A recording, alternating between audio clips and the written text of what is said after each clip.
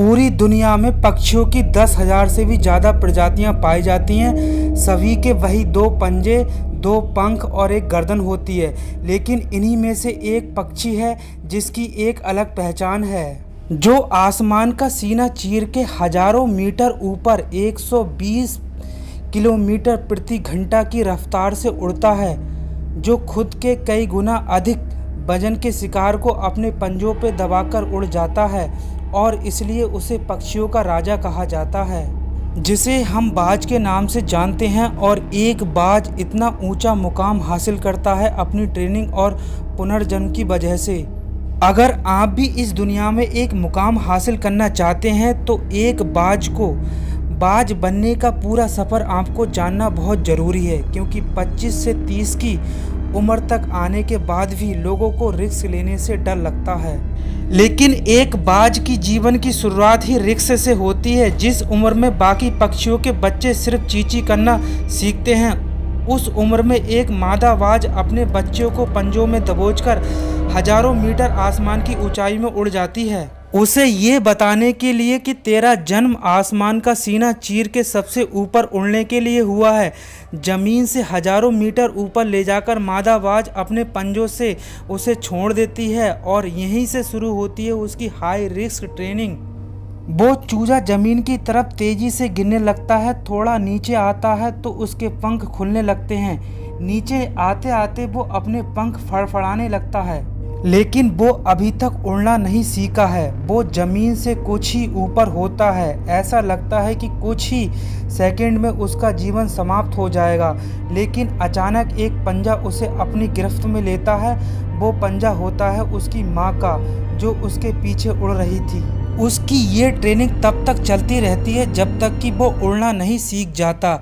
इतनी high risk training होने के बाद इस दुनिया को एक बाज मिलता है। बारिश में आसमान को चीरते हुए ऊपर निकल जाता है और बादल से कहता है तू बरस ले, कितना बरसेगा, और फिर नीचे आकर चैलेंज करता है। एक बाज की उम्र लगभग 70 साल होती है। जब वह 40 साल का होता है तब एक परेशानी उसकी ज़िंदगी में मौत बनकर आती है, जो आपकी परेशानियों की तुलना में बहुत बड़ी होती है, क्योंकि 40 साल की उम्र में बाज की चोंच इतनी मुड़ जाती है कि उसे शिकार निगलने में बहुत परेशानी होती है।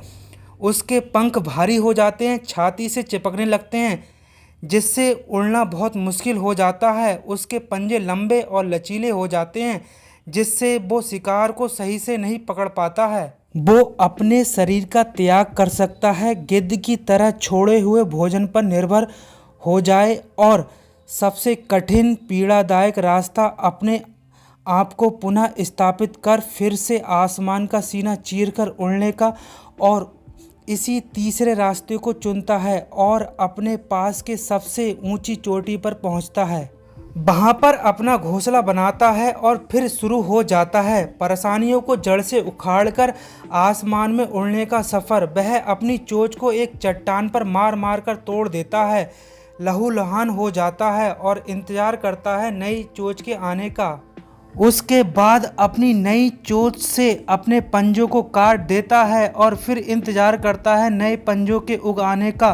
वह अपने एक एक पंख को अपने शरीर से अलग करता है और फिर इंतज़ार करता है नए पंख उगाने का। इस प्रक्रिया में उसे समय लगता है पूरे 5 महीने का। इन 5 महीनों के कड़ी तपस्या से एक बाज का पुनः जन्म होता है।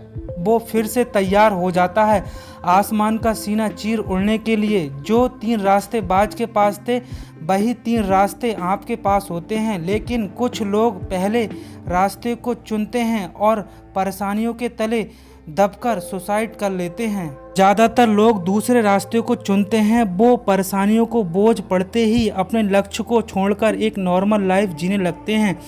और कुछ वो लोग भी होते हैं जो इस परेशानियों को लात मारकर अपनी मेहनत के दम पर बाज की तरह आसमान की बुलंदियों को छूते हैं। दोस्तों, बाज की ये ट्रेनिंग हमें ये बहुत बड़ी सीख देती है कि अगर रिस्क लेना पड़े तो लो।